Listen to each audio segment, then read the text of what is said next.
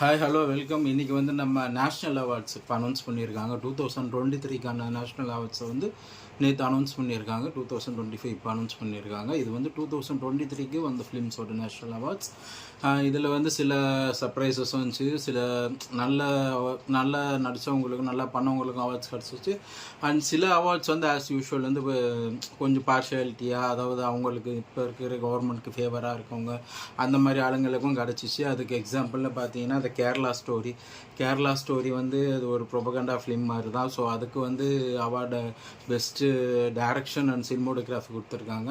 So இது வந்து ஒரு அதை எப்படி சொல்கிறது, அவங்களுக்கு விருப்பப்படுற மாதிரியான படங்கள் எடுக்கக்கூடியவங்களுக்கு ஒரு அங்கீகாரம் கொடுத்த மாதிரி ஆகிடுச்சு. அண்ட் ஆல்ரெடி லாஸ்ட்டு கொஞ்சம் ஒரு 2 இயர்ஸ் முன்னாடி கூட காஷ்மீர் ஃபைல்ஸும் கொடுத்துருந்தாங்க. அண்ட் இப்போ பெங்கால் ஃபைல்ஸ்னு எடுத்துகிட்டு இருக்காங்க. அது இந்த இயர் ரிலீஸ் ஆகும்னு நினைக்கிறேன். அதுக்கும் ஃப்யூச்சரில் கொடுத்தாலும் கொடுக்கலாம்.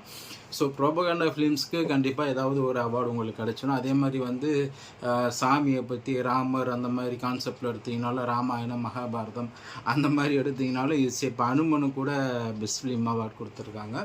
ஸோ அந்த மாதிரி கேட்டகரியில் கொடுக்கறது வந்து எப்படி சொல்கிறது, இது வந்து ஒரு சினிமா மேலே லவ் வச்சு ஒரு நல்ல படம் கொடுக்கணும், ஒரு வித்தியாசமான கான்செப்டில் படம் கொடுக்கணுன்ற அந்த எண்ணத்தோடு வரவங்களெல்லாம் வந்து இது வந்து உதாசீனப்படுத்தின மாதிரி இருக்கும். நம்ம ஒரு அவார்டு வாங்கினோன்னா வந்து ஈஸியாக ஒரு சாமி படத்தையோ இல்லை ஒரு ராமாயணத்தையோ மகாபாரதத்தையோ இல்லைனா வந்து ஏதோ ஒரு ரிலீஜன் சம்மந்தப்பட்ட ஏதாச்சும் ஒரு கதையை எடுத்து அந்த மாதிரி அவங்களுக்கு பிடிச்ச மாதிரி எடுத்தாலே நமக்கு அவார்டு கொடுத்துருவாங்கன்ற ஒரு மைண்ட் செட்டு ஆல்ரெடி நிறைய பேர்கிட்ட அது வந்துடுச்சு. அதனால தான் இப்போ ரீசெண்டாக பார்த்தீங்கன்னா நிறைய அந்த மாதிரி படங்கள் தான் வந்துட்டுருக்கு. குறிப்பாக ஹிந்தியில் அந்த மாதிரி தான் வந்துட்டுருக்கு. அண்ட் தெலுங்குலேயும் இப்போ கொஞ்சம் கொஞ்சமாக ஸ்டார்ட் பண்ணிட்டாங்க. நம்ம பவன் கல்யாண் இப்போ நடிச்ச ஒரு பொம்மை படம் மாதிரி இருந்துச்சு, நாங்கள் ஹரிஹர வீரமல்லுன்னு.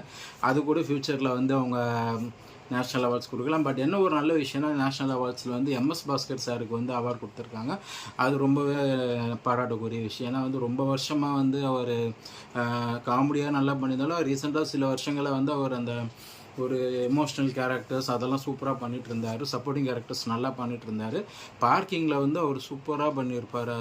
பெருசாக கத்திலாம் இல்லாமல் அந்த சைலண்ட்டாக ஒரு வில்லனிசம் எல்லாருக்குள்ளேயும் யூஸ்வலாக ரியாலிட்டியில் அப்படி தான் இருப்பாங்க. அந்த வில்லத்தனம் பண்ணணும்னு நினைக்கிறவங்க சைலண்ட்டாக அந்த மாதிரி தான் காரியத்தை பண்ணுவாங்க. அந்த மாதிரி பண்ணது நல்லா இருந்துச்சு.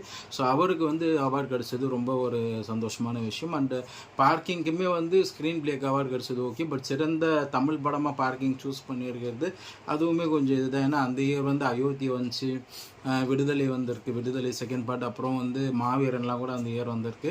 பட் அயோத்தியெலாம் வந்து பார்த்திங்கன்னா ஒரு படமாக வந்து இதோட நல்ல பார்க்கிங்கோட ஒரு கதையம்சமாக அது நல்லாயிருக்கும். பட் வந்து அதுலேயும் வந்து லாஸ்ட்டில் வந்து ஒரு முஸ்லீம் ரிலிஜன் சொல்கிறதுனால வந்து மேபி அதை கன்சிடர் பண்ணியிருக்க மாட்டாங்கன்னு நினைக்கிறேன். மேபி லாஸ்ட்டில் வந்து ராம் அப்படின்ட்டு முடிகிற மாதிரி ஒரு பேரை லாஸ்ட்டில் சசிகுமார் சொல்லியிருந்தாருன்னா கண்டிப்பாக அதுக்கும் அவார்டு கிடச்சிருக்கலாம். ஸோ மற்றபடி வந்து நேஷ்னல் அவார்ட்ஸ். அப்புறம் ஷாருக் கானுக்கு வந்து ஜவான் படத்துக்கு கொடுத்ததும் ரொம்ப இதுவாக தான் பட்டுச்சு, பார்ஷியாலிட்டியாக தான் பட்டுச்சு. ஏன்னா வந்து ஷாருக் கான் வந்து இதை விட நல்ல அவர் 33 வருஷமாக நடிச்சிட்ருக்காரு. அவருக்கு அவார்டு கொடுத்ததில் சந்தோஷம்தான். பட் ஜவானுக்கு கொடுத்தது வந்து சுத்தமாக ஏற்றுக்க முடியாது. ஏன்னா ஜவான் வந்து ஒரு நார்மலான கமர்ஷியல் படம். நிறைய சவுத் இண்டியன் ஹீரோஸ் வந்து வருஷம் அந்த மாதிரி படங்கள் 2 படம் பண்ணிட்டு தான் இருக்காங்க. ஜவான் பண்ணுற மாதிரி விஜய்லாம் கடந்த ஒரு 7-8 வருஷமாக அந்த மாதிரி கமர்ஷியல்ஸ் படம் தான் பண்ணிகிட்ருக்காரு.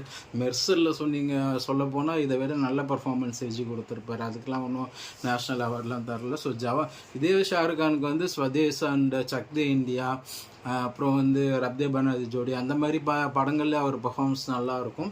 அது கொடுத்துருந்தாங்கன்னா சந்தோஷப்பட்டிருக்கலாம். பட் ஜவானுக்கு ஏன் கொடுத்தாங்கன்னு தெரில. ஆனால் விக்ரம் மாசேக்கு வந்து 12th ஃபெயில் கொடுத்தது ஓகே, அது வந்து நல்ல விஷயம் தான். அதே மாதிரி நிறைய பேர் வந்து சோஷியல் மீடியாவில் பிருத்விராஜுக்கு வந்து ஆடு ஜீவிதம் படத்துக்கு பர்ஃபார்மன்ஸ்க்கு வந்து அவருக்கு தரல. அவர் வந்து ஒரு பயங்கரமான பர்ஃபார்மன்ஸ் கொடுத்துருந்தாரு, உடலை வருத்தி ரொம்ப மெனக்கெட்டு நடிச்சிருந்தார். பட் அதுக்கு வந்து ரெகக்னைஸ் பண்ணல அப்படின்ற மாதிரி இப்போ சொல்லிட்டு இருந்தாங்க.